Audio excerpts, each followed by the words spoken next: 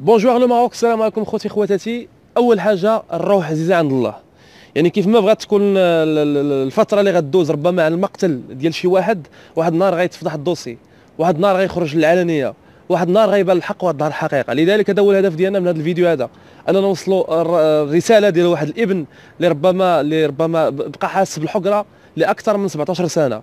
17 سنه ديال التحقيق ومازال ما بانش النتيجه، 17 سنه ديال التحقيق ومازال ما عرفش شكون اللي قتل باه، رغم ان كل الادله وكل الاوراق وكل الشهادات كتبين الحقيقه. فحنا نحاولوا ربما في هذا الفيديو هذا نطرحوا لكم المشكل، وديجا هضرنا في اللايف وحاولنا نعطيو بعجاله ولا يعني حاولنا نديطايو، الا انه داكشي صعيب انه يتقرا، لانه كاين محاضر الدرك الملكي، محاضر ديال الامن، محاضر ديال وزاره العدل او المحكمه ديال الاستئناف، فداك الشيء كثير. اول حاجه كنتمناو انكم تبارطاجيو هذه القضيه هذه وتوصلوا الصوت ديال الابن ديال المرحوم او المقتول، الحاكم الجماعي ديال السيد العايدي في بسطات، احمد نبيه. الابن ديالو هو الدكتور نبيه، حاليا كاين في مدينه الدار البيضاء بطبيعه الحال، اللي كيقول لكم وكيناشدكم بانكم توصلوا الصوت ديالو وتوصلوا الرساله ديالته، لعل وعسى توصل لوزير العدل او لا بالاحرى توصل الحاكم بلاد الملك محمد السادس، لانه هو اللي يقدر ياخذ قرار بطبيعه الحال، ويقدر انه يامر وزير العدل انه ياخذ قرار في هذه القضيه هذه، لان القضيه العمر ديالها وصل اكثر من 17 سنه ومازال ما تعطاتش ربما النتيجه ديال التحقيق او كما كنقولوا الحقيقه شكون قتل هذا السيد هذا، ولا شكون طعنوا ب 33 طعنه. السيد عنده اكثر من 70 عام. فبعجاله القضيه كترجع لسنه 2000. فهذا السيد هذا احمد نبيه كان حاكم جماعي ديال السيد العايدي، وملي كنقولوا حاكم في ديك الفتره، وباش تكون حاكم خاصك تكون انسان صالح، انسان اللي عزيز عليك الخير، حيت شنو كان الدور ديالو؟ كان كيصالح بين الناس في الجماعه، كيحاول يكالمي الامور. الا كان شي واحد مخاصم مع شي واحد ينصحهم شنو يقدروا يديروا قانونيا، هادشي لا ما قدرش انه يصالح. كان مثلا شي واحد كلا حق لشي واحد يقدر يتدخل، فكانت بزاف ديال الامور كدار.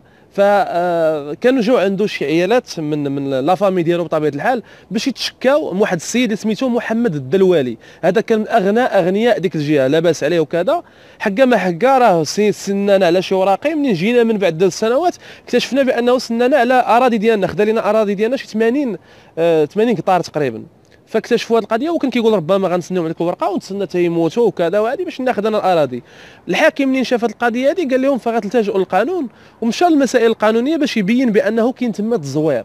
وبصح نيت ثبت انه كاين التزوير اللي يجعل ان السيد يخاف، محمد الدلوالي انه يخاف، فبدا كيدوز المسائل من تحت الطاوله وكذا وهذه حتى وصل القانون انه يحفظ ديك القضيه. سنة 1999 بالضبط عاود رجع حيا القضية ذاك الحكيم، وعاود ربما كما كنقولوا ما تسرطاتش ليه ان مسألة ديال التزوير وانه ياخذ حق ديال اراضي ديال النساء اللي هما غير نساء مساكن في ديك الوقيته، انسان ما قاريش وما عارفش وتحقر عليه، فما تسرطاتش ليه، وعاود نبش في الدوسي وعاود جبد ذاك الدوسي وعاود حيا وخرجوا للقانون. فكان غيد ليه بالشهاده ديالته نهار بالضبط 24 او لا يعني نهار 25 يوليوز سنه 2000 كان غايد لي بالشهاده ديالته في هذه المساله هذه. الليله ديال 25 يعني 24 يوليوز الليله ديالها، فتختطف من حدا الدار ديالو هذا الحكيم، من بعد ما كان قالوا شي ناس بطبيعه الحال شهود كاينين في المحاضر، قالوا بانه راه كانوا كيجيو عنده كيترددوا عليه داك مصطفى الدلوالي الاخ ديال محمد الدلوالي، هو محمد الدلوالي كيترددوا عليه المنزل او البيرو ديالو للتهديد وكذا وكذا كل شنو كيقول، ولكن كانوا كيمشيو عنده للبيرو ديالو اوتوماتيكمون او لا باينه غيكون للتهديد. نهار 24 يوليوز تختطف بالليل من حدا الدار ديالو وبالطوموبيله ديالو تختطف، وتوجد صبيحه ديال 25 يوليوز مقتول باكثر من 30 طعنه. يعني جريمه شنيعه اوتوماتيكمون غير باش ما نفضحوش واحد الدوسي، يعني هي كتبان لك واضحه ولكن حنا ما نزربوش، نقولوا المعطيات اللي كاينين وانتم غتحكموا. وكنتمنى حتى القضاء بهاد المعطيات هادو اللي كاينين يحاول يبسط الامور او تسهل عليه الامور باش يلقى الحكم او لا باش يعلنوا، حيت ربما هاد الناس هادو خايفين، حيت فيه قطاعات اخرين اللي مدخرين وحنا غنقولوهم دابا بطبيعه الحال. النهار اللي تكتشف ميت وتجمعوا الدرك الملكي وجا كذا، الكولونيل العساوي امر بغسل ديال الطوموبيل ديك الساعه. الا تجبدت الجثه تغسل الطوموبيل. علاش تغسل الطوموبيل وهي فيها البصمات؟ علاش ما تخليوش الطوموبيل كيف ما هي في جميع الجرائم وهذه كدار مساله عاديه باش نبحثوا نعرفوا ياك ما كاين شي زغبه، ياك ما كاين شي دم ديال شي واحد، ياك ما كاين شي شعره ديال شي واحد، البصمات ديال دوك الناس اللي كانوا تما. فالامور حاولت انهم يطمسوها قانونيا، يطمسوها. فمنين كان الاخ ديال الضحيه اللي هو العم ديال هذا الدكتور هذا بطبيعه الحال اللي باقي واقف على القضيه، قال لهم اودي ما تغزوش الطوموبيل، قال لي راه شاكفك انت اللي قاتل الاخ ديالك. اذا هذا تخويف، يعني دخل سوق راسك ولا غنجروك. وحاولوا يخرجوا ذاك النهار، هذه عمرها دارت ذاك النهار، خرجوا شهاده الوفاه وكاتبين فيها توفي، ماشي عثر عليه مقتولا، عثر عليه متوفيا. يعني كانوا شي خروقات اللي كيداروا قانونيا اللي صعاب شويه. دازت الامور، دار التشريح ديالو كذا بطبيعه الحال، لقاو بانه كاين اكثر من 33 طعنه. بدات فينا تنفجر القضيه هو ملي غيحضر واحد الشاهد، واللي حاليا هذا الشاهد باقي بطبيعه الحال كيتعرض لضغوطات وكيتعرض لتهديدات. قال لهم بانني في هذيك البلاصه بالضبط فين تقتل احمد نبيه الله يرحمه، في هذيك البلاصه بالضبط ملي كنت جاي من تما شفت واحد الطوموبيل 4x4 اللي جات بجهتي، انا غادي بحال هكا وهي جايه بجهتي طايره، يعني بواحد السرعه خياليه وكانها هاربه من واحد الحاجه. ملي جاو شافوا هاد الكاتكات هذه لقاوها ديال مصطفى الدلوالي اللي هو الاخ ديال المزور محمد الدلوالي. بين قوسين هذا محمد الدلوالي هو اللي عنده حاليا اكبر فارماسيان في افريقيا، وهذا الشيء بطبيعه الحال كنقولوه الخوف من الله سبحانه وتعالى. فربما الانسان كيقول لك لا ما تدخلش ما تعمقش في الدواسه، ولكن الروح عزيز عند الله، مهما كان واحد النهار غتبان الحقيقه. قالوا بانه مصطفى الدلوالي اللي كان تما ملي جيو يشوفوا الاجراءات وعيطوا ليه لي جوندارم وكذا، قال لهم لا حقا راه في الساعه فلانيه كنت مع اصدقاء ديالي. عيطوا لذوك الاصدقاء قالوا ليه ما كانش معنا. هادشي كله كاين في محاضر ديال الدرك الملكي وديال الامن وديال المحكمه الاستئناف. قال لهم اودي انا دخلت مع مشيت عند الام ديالي كنا نتعشوا عندها، وكنت في الدار مع العشره مع عند الزوجه ديالي والام ديالي. الزوج ديالته نفات بانه جا حتى ل11، قالت بانها جا حتى ل11:30، يعني الزوجه ديالته شهدت ضده. اذا وباقي كتقولوا لنا بانه كيدار تحقيق، ما فهمتش التحقيق كيفاش كيدار. وانتم حيدتوا البصمات وهانتم حيدتوا الشهود وحيدتوا شنو كتسناو يطيح الوحي؟ لا، ولكن كتسناو دوز الامور من التحت ودوز العاقه من التحت.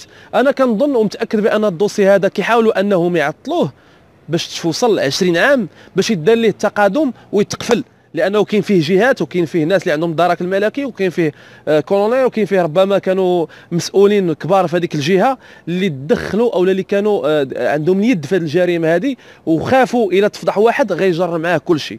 هذا هو الحقيقه اللي كاينه في هذه القضيه هذه. ولكن كنتمنى ان هذا الدوسي هذا يوصل لعند الملك المغرب باش تفرقع هذه الرمانه وباش كل واحد ياخذ الجزاء ديالو. فهاد الناس ما فهمتش انا كيفاش عندهم ضمير ديال ان الانسان يقدر يقتل، او لا ما كنقولوش بطبيعه الحال دابا شكون اللي قتل، ولكن هذه المعالم كلها اللي قلنا لكم والادله كامله كتثبت شكون اللي ليه يد في المقتل ديال هذا السيد هذا الله يرحمه. 33 طعنه، سيد عجوز كان وصل ل 70 عام، يعني ما حتى المقاومه ما يمكنش تكون عنده. وهذا السيد هذا كان مقاوم وانسان اللي حارب على البلاد ديالو، انسان اللي ربما تقاتل في ايامات الاستعمار وكذا، وفي الاخر ربما يكون الجزاء ديالو من بعد المقتل ديالو هو طمس القضيه ديالو. فكنظن بانه من غير العدل الانساني بلا ما نهضروا على العدل القانوني ان هذا السيد هذا يتجازى بحال هكا. كنتمنى ان القضيه توصل للراي العام وتبارطاجيوها، لان الموضوع كبير. لي ديتاي مازال ما عطيناهاش لكم بزاف لانه ربما القضيه كبيره، وكنظن ان الاعلام المغربي التلفاز القنوات خاصهم يداولوها ولا يهضروا عليها كما كيهضروا في مداوله وكيهضروا في هذوك قضيه وتحقيق وكذا، وكيهضروا على مواضيع اللي ربما ما نقولش تافهه ولكن مواضيع عاديه. كنتمنى ان نجبدوا هذه المواضيع هذو. كنتمنى ان الناس تواصل مع هذا السيد هذا الدكتور هذا نبيه باش يعطيكم ديتاي اكثر باش يقدر يخرجها للاعلام، حيت الاعلام شنو الدور ديالو في هذه الوقيته؟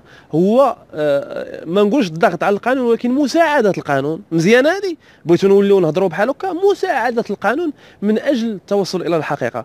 كان معكم سكيزوفرين، بارطاجيو هذه القضيه هذه لانها قضيه صعيبه بزاف. هاد الناس راه باقيين عايشين حاليا في الثراء والغناء، لان القانون فقط كيطبق على الفقراء، على بحال مول الكاسكيطه ولا حموده ولا الناس العاديين، وما كيطبقش في هذه الحالات هادو.